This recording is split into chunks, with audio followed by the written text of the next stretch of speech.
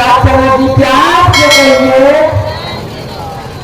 साथ जी हम सब बड़ी खुशनसीब है जो सतगुरु के चरणों में रहकर हमें संगत करने का मौका मिलता है।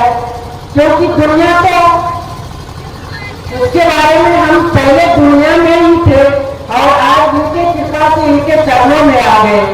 इसलिए बोला गया है कि सतगुरु अंदर दुनिया अंदर सारे में संसार में, क्योंकि जब सतगुरु दुनिया के अंदर आता है तो सभी के लिए आता है। शास्त्र जी जरूरी नहीं है कि किसी एक दो के लिए आता है।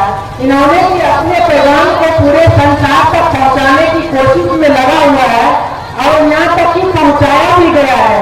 लेकिन कहीं ना कहीं जो हमारे दुनिया में चलने का ढंग है, उस ढंग के अनुसार हमारे कानों में ऐसे जिसको हम बोल सकते हैं कि फेंकी वो डाल दिया गया है कि हम इनके वचनों को सुन नहीं पाते हैं कि ये इन्होंने अपने वचनों में क्या कह रहे हैं। वास्तव में हमें परमात्मा को बोध करा के इसके चरणों में लगाकर, अपने चरणों में लगाकर इसके धाम तक पहुंचाना चाहते हैं।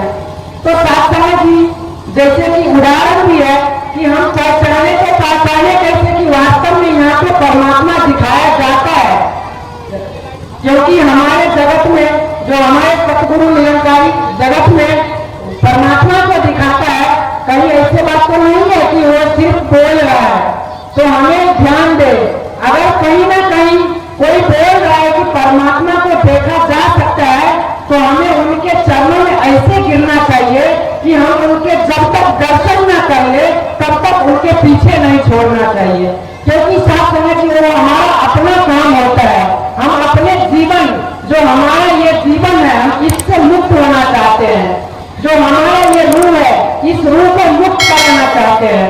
इसलिए हम पहचाने कैसे कि परमात्मा का परिभाषा क्या होता है। जिस प्रकार की कोई सब्जी बनता है, पनीर का सब्जी बनता है तो उसमें पता चलता है कि मटर पनीर होता है, पालक पनीर होता है। इसी प्रकार परमात्मा की भी परिभाषा होता है और हम पहचाने कैसे कि परमात्मा का परिभाषा ये है।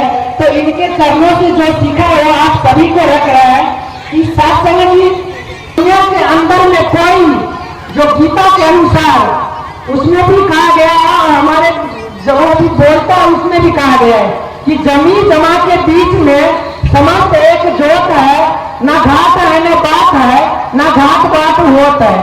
सब तरह की जो जमीन से आसमान तक, जो जमीन से आसमान तक इस बीच के अंदर में निर्लेप है, अजन्मा है, अफेद है, वो हमारे प्रभु का ये हमारा प्रभु का पहचान है।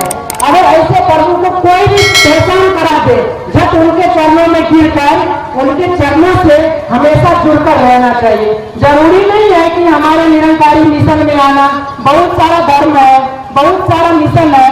अगर कहीं पर भी ऐसा परमात्मा को दर्शन करा देता है तो हमें उनके चरणों में लग जाना चाहिए।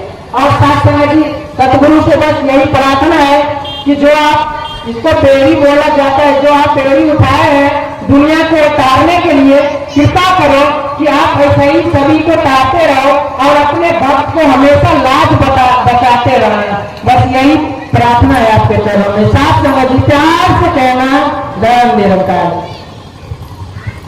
शास्त्र जी वास्तव में ये मानुष जन्म जो मिला है शास्त्र जी, वो प्रभु की प्राप्ति के लिए मिला है, खुद की प्राप्ति के लिए मिला है। शास्त्र जी न जाने कितने हजार योनियों को हम क्रॉस करने के बाद ये मानव पद को पाए हैं शास्त्र जी।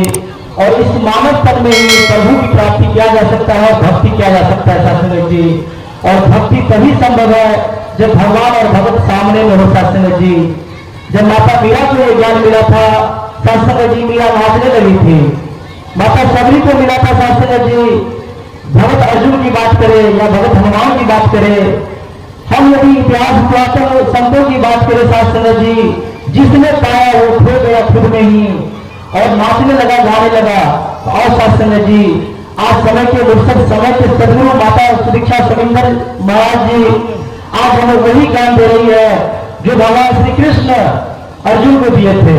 और शास्त्र जी रविदास जी माता मीरा को दिए थे, जो पूरे सदगुरु ने अपने भक्तों को दिए थे, वही ज्ञान आज हमें मिल रहा है। आप इस ज्ञान को प्राप्त करके शास्त्र जी जीवन मुक्ति पा सकते हैं। और शास्त्र जैसा अरदास